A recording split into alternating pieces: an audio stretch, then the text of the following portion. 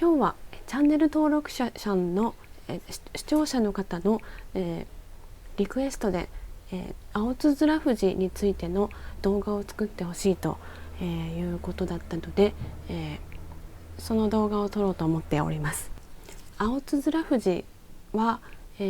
ここに書いておきますが、こんな感じの、丸くて青っぽい、実がなる、とても可愛らしいつる性の植物で、割とつるがぴょんぴょんと、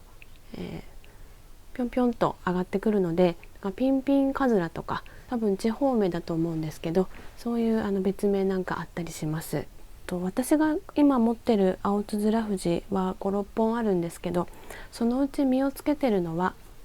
この前紹介した根の松窯さんに入れてる、最近入手したこの株と、このちっちゃいちょっと細いちょっと心もとないんですが、今年の秋の展示に使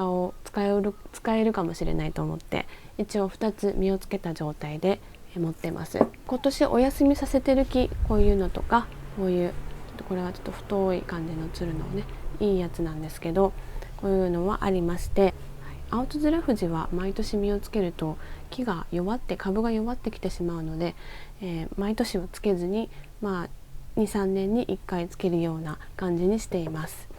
あとは樹形はそんなに気にすることないんですよ。つるなので、その年その年で毎年姿変わりますし、この根、もともと根だったところの模様とかそういうので見て、あとは今年伸びたつるはちょっとバランスが悪かったらちょっと針金で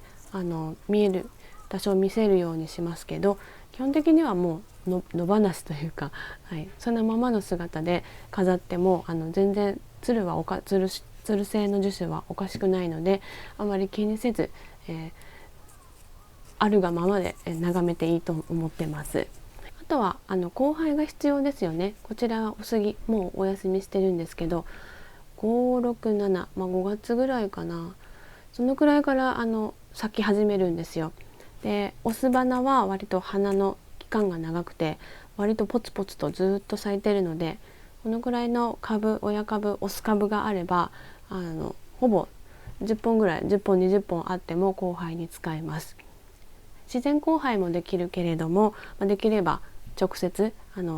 人工交配でやった方がもう実もバランスよくつけることができると思います。今割とこういうコンパクトに花が終わったんで切ってますけど、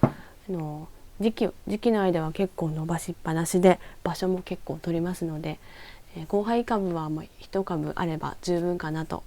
思います。やっぱ矢込というか、やっぱ、この根元の方からこういう走ってる強いつるが伸びてくるので、そういうのはバラと同じ考えで地際で切っとくといいかなと思います。これ伸ばしとくとやっぱりこっちの株が弱ってくるので、伸びてきたら出てきたら切るようにしてます。今年はこれは花はお休み、実はお休み中ですから、このままでよくて、できるだけ自然落葉するまで葉っぱは残しといて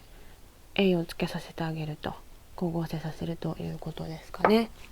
落葉したら短くカットしています。あとはやっぱこれまだまだ弱いですから、実つけとくと弱ってしまうので、これは早めに適化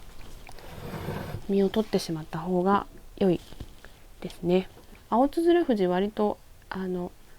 実が熟すの早い。もう10月11月ぐらいになるともうシワシワになってきちゃうんで、もうね、まだこれはツヤッツヤしてますけど、この木はちょっとねまだ休ませたいんで取っちゃいます。こうやって一つだけ残しとくっていうのもなんかちょっとね楽しめていいと思いますんで、こういうのでもいいですけど、できるだけ早くこういう風に樹勢を落とさないような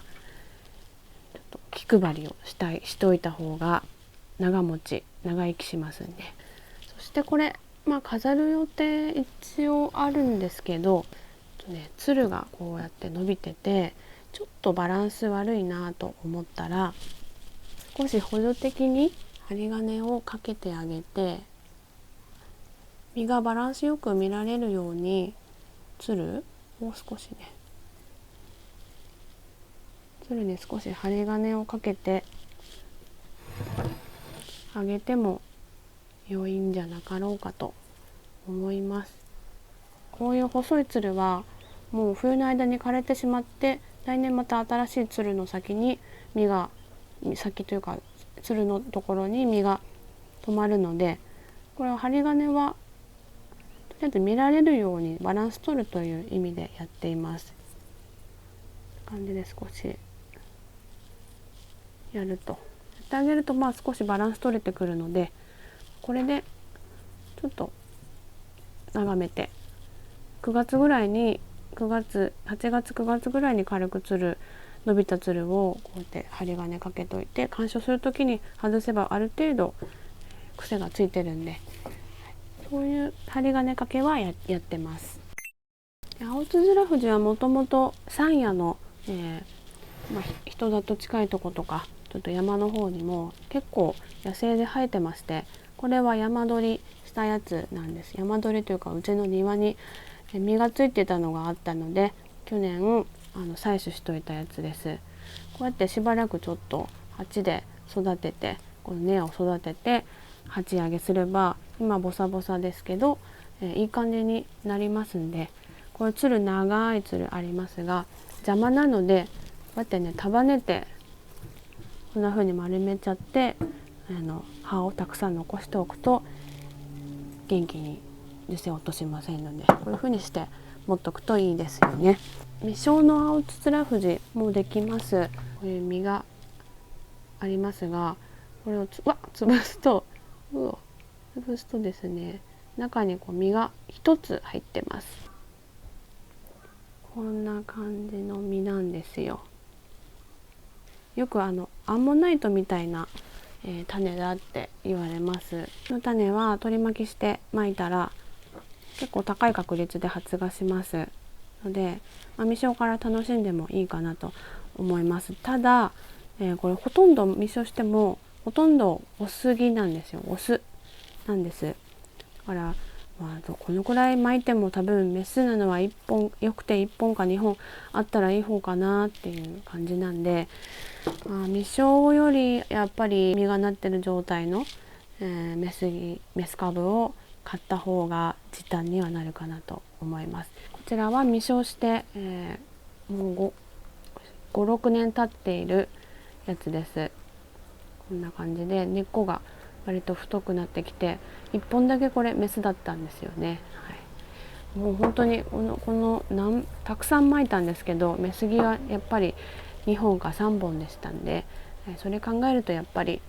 こういう実がなってる状態のものを買った方が早いかなと思います。多分花は5、6年密生して5、6年ぐらいで咲き始めて雌雄の判別できると思います。青つづらふじの解説、こんな感じになっちゃいましたけど大丈夫だったでしょうか。あとは